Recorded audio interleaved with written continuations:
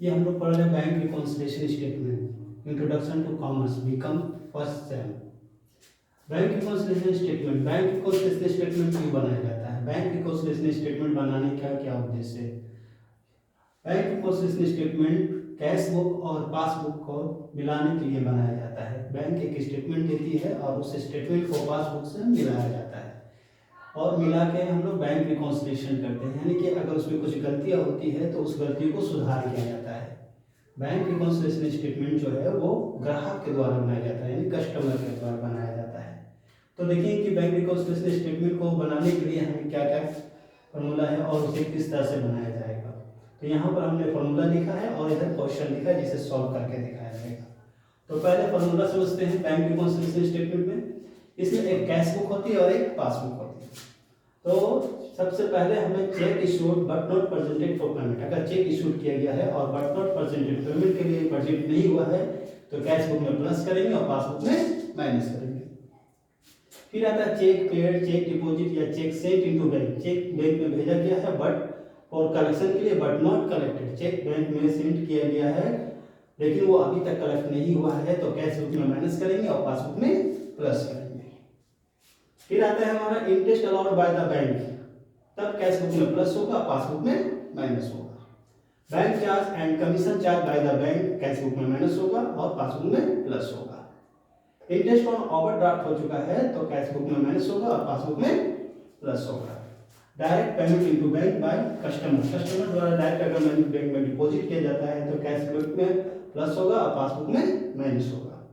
Check paid into bank for collection but dishonoured by the bank, cheque bank में भेजा गया लेकिन bank द्वारा उसे डिसऑनर्ड कर दिया गया, रद्द कर दिया गया, तब हम लोग कैश बुक में माइनस करते हैं और पासबुक में प्लस करते हैं। इंश्योरेंस प्रीमियम पेड, अगर इंश्योरेंस प्रीमियम पेड किया गया है तो कैश बुक में माइनस और पासबुक में plus. Interest on securities, interest on securities को कैश बुक में प्लस करेंगे और पासबुक में माइनस करेंगे। Any wrong entry made by the bank in the debit side of passbook, अगर पासबुक में कोई भी गलत डेबिट एंट्री हो गया है तो कैश बुक में माइनस किया जाता है और पासबुक में प्लस किया जाता है। या any wrong entry in credit side of passbook, passbook के क्रेडिट साइड में अगर कोई गलत एंट्री कर दिया जाएगा तो कैश बुक में प्लस किया जाएगा, पासबुक में माइनस किया जाएगा। Dividend collected by the bank, cash book में प्लस और पासबुक में माइनस। इतना करना है, ये हमारा हो गया बैंक रिकॉन्सिलिएशन स्टेटमेंट। अब हम लोग देखेंगे डेबिट बैलेंसेस पर कैश बुक होगा तो उसको प्लस आइटम में लिखा जाएगा और क्रेडिट बैलेंसेस पर कैश बुक होगा यानी क्रेडिट बैलेंस भी बोल सकते हैं या इसको ओवरड्राफ्ट भी बोल सकते हैं। क्रेडिट बैलेंस या ओवरड्राफ्ट बैलेंसेस पर कैश बुक माइनस आइटम में लिखा जाता है। उसी तरह से क्रेडिट बैलेंसेस पर पासबुक आपको प्लस आइटम में लिखा जाएगा और ओवरड्राफ्ट होगा या डेबिट बैलेंसेस पर पासबुक होगा तो उसको हम लोग माइनस आइटम में लिखेंगे। ये है बैंक रिकॉन्सिलिएशन स्टेटमेंट का फॉर्मेट। बैंक रिकॉन्सिलिएशन स्टेटमेंट जिसमें पार्टिकुलर होगा, एक तरफ अमाउंट में प्लस आइटम और एक तरफ अमाउंट में माइनस आइटम। जैसे क्वेश्चन नंबर 1 देखेंगे, prepare a bank reconciliation statement, cash at bank as per show by cash book, cash book में कैश कितना शो कर रहा है 7500, यहाँ लिखेंगे balance as per cash book, cash book में आपको शो कर रहा है 7500, ये हम लिखेंगे प्लस आइटम। इसके बाद लिखा है cheque draw but not presented for, but not presented कह रहा है चेक ड्रॉ किया गया लेकिन वो प्रेजेंट नहीं हुआ। आपको दिखाया गया इससे पहले जो हम बताए थे फॉर्मूला में कि चेक इशूड या cheque draw but not presented for payment वो कैश बुक में प्लस होता है और पासबुक में माइनस होता था। हम क्या लेके बना रहे हैं, कैश बुक, हमें ये कैश बुक को देख के ही चलना है। तो cheque draw but not presented जो है वो कैश बुक में प्लस होता है, इसलिए हम लोग इसे प्लस आइटम में लिखेंगे। Cheque draw but not presented, हमारा दो चेक है, एक है एस साहा और एक है जी साहा। एस साहा का चेक है हमारा 200, जी साहा का है 300, इसे हम लोग लिखेंगे प्लस आइटम में।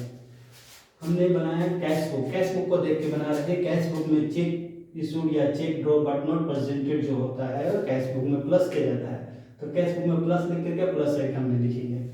दूसरा है हमारा cheque paid in bank but not yet credited. हमने फॉर्मूला में लिखा था कि चेक पेड इनटू बैंक या चेक सेंड इनटू बैंक या cheque deposit into bank for collection but not collected. अगर वो कलेक्टेड या क्रेडिटेड नहीं होता है तो कैश बुक में माइनस होता है। इससे हम लोग कैश बुक में क्या करेंगे, माइनस करेंगे। लिखेंगे cheque paid into bank but not credited 190। फिर हमारा bank charge not yet enter in cash book. Bank charge हमने लिखा है कि बैंक चार्ज या commission charge by the bank, तो इसे कैश बुक में माइनस किया जाता है और पासबुक में प्लस किया जाता है। तो हम कैश बुक लेके बना रहे हैं तो बैंक चार्ज को हम लोग क्या करेंगे, माइनस करेंगे। यहाँ लिखेंगे bank charge into bank 10 rupees. अब देखेंगे प्लस आइटम और माइनस आइटम में। प्लस आइटम हमारा अधिक है और माइनस आइटम कम है, तो प्लस आइटम को पहले क्रिएट करेंगे और इसे माइनस आइटम की तरफ लाएंगे और इससे माइनस कर देंगे। हमारा आ गया 7800। ये निकल गया बैलेंस एज पर। यहाँ कैश बुक है तो यहाँ निकलेगा पासबुक। जिसे हम फिर से समझेंगे। सबसे पहले फेवरेबल बैलेंस यानी डेबिट बैलेंस दिया हुआ था कैश बुक में, तो लिखेंगे हम लोग balance as per cash book 7500 हमारा दिया हुआ था। फिर दिया हुआ cheque draw but not yet presented. एस साहब और जी साहब दोनों का चेक ड्रॉ किया गया लेकिन वो प्रेजेंट नहीं हुआ, बट नॉट येट प्रेजेंट, अभी तक प्रेजेंट नहीं हुआ है। तो फॉर्मूला में बताया गया कि चेक इशूड या cheque draw but not presented for payment, तो हम लोग कैश बुक में प्लस करते हैं और पासबुक में माइनस। अगर यहाँ हम कैश बुक लेके देख रहे हैं तो हमारा प्लस माइनस कैश बुक को देखा जाएगा।